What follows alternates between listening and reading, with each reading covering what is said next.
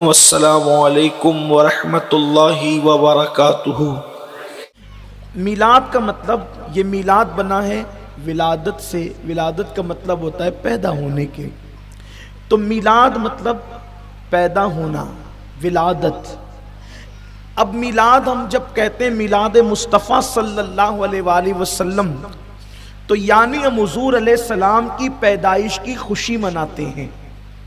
ہم اللہ کے نبی صلی اللہ علیہ وآلہ وسلم کی ولادت کی اور پیدائش کی خوشی مناتے ہیں۔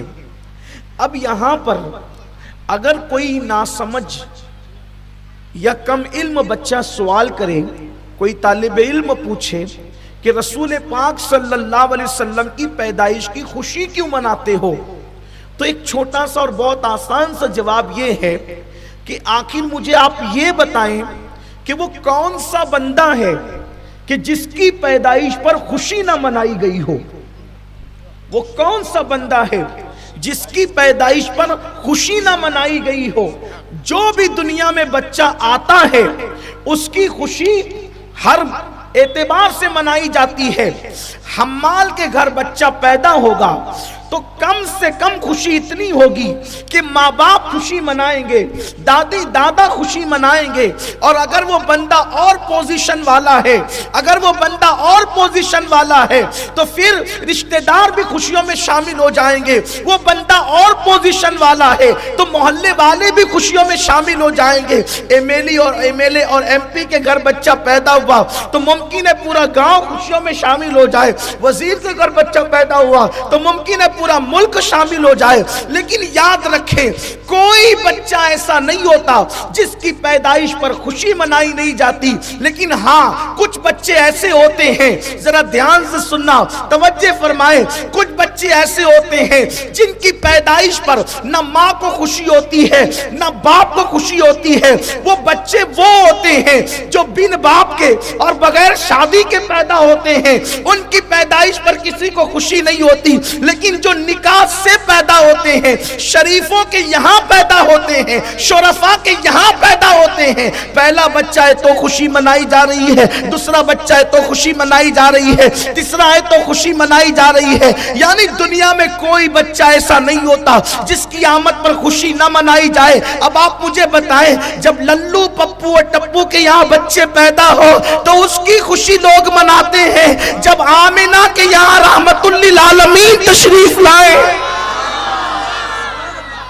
آمنہ کے یہاں رحمت للعالمین تشریف، کوئی بچہ ایسا نہیں جس کی ولادت پر خوشی نہ کی گئی ہو۔ لیکن ایک بات یہ ہے، ہاں کسی کے یہاں بچہ پیدا ہوتا ہے تو کچھ لوگ خوشی مناتے کچھ نہیں مناتے۔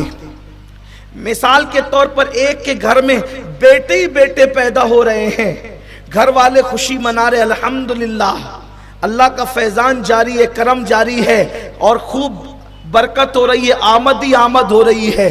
لیکن پڑوسی کو ہے دشمنی اس سے، تو جب جب بچہ پیدا ہوگا اسے تکلیف ہوگی، مبارکباد بھی نہیں دے گا، منہ چڑھائے گا، منہ چڑھائے گا۔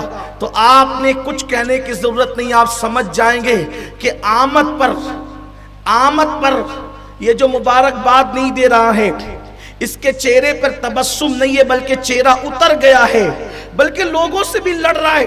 کیوں اس کو مبارکباد دیتے ہو؟ کیوں اس کو ارے مبارکباد دینے میں حرج کیا ہے؟ اگر خدا نے اس کو نعمت دی ہے تو مبارکباد دینی چاہیے، آپ کیوں منع کر رہے ہو؟ تو یہ منع کرنے والے کا نیچر بتا رہا ہے، اللہ نے اس کے گھر بیٹا عطا کیا، اسے خوشی نہیں ہوئی، اس لیے بیچارہ مبارکباد دینے سے روکتا ہے۔ آپ بتائیں پڑوسی کے بچے کے یہاں بچے کی ولادت ہو اور پڑوسی چاہے کتنا بھی بڑا خطیب ہو، ادیب ہو، عالم ہو، ظالم ہو، کوئی ہو، اگر وہ روکے کہ مبارکباد نہ دینا، آپ کہیں گے یار کتنا جلتا ہے یہ کہ بچے کی ولادت ہوئی اور روک رہا ہے۔ بس ہم نے کسی کو کچھ کہنا ہی نہیں ہے، جس کو دیکھو نبی کی آمد پر مبارکبادیاں ہیں، اسے نبی کی آمد کی خوشیاں ہیں، اور جو منع کر رہا ہے، اب آپ مجھے بتائیں کہ منع کرنے والے کے دل میں کہیں نہ کہیں نبی کی پیدائش کے حوالے سے دکھ ہے، بیماری ہے، درد ہے، جلن ہے، اسی لیے تو وہ روک رہا ہے۔ ورنہ میرے نبی تشریف لائے تو حدیث پاک میں آتا ہے کہ مشرق کے جانوروں نے مغرب کے جانوروں کو مبارکباد پیش کی، پتھروں نے خوشیاں منائی، کنکروں نے خوشیاں منائی، فرشتوں نے خوشیاں منائی، حتیٰ کہ اللہ نے خوشیوں کا اظہار اس طرح کیا کہ جس سال نبی کی ولادت ہوئی اس سال اللہ نے بیٹیاں پیدا نہیں فرمائی، 70,000 بیٹے ہی بیٹے پیدا فرمائے۔ اللہ خوشیوں کا اظہار فرما رہا ہے۔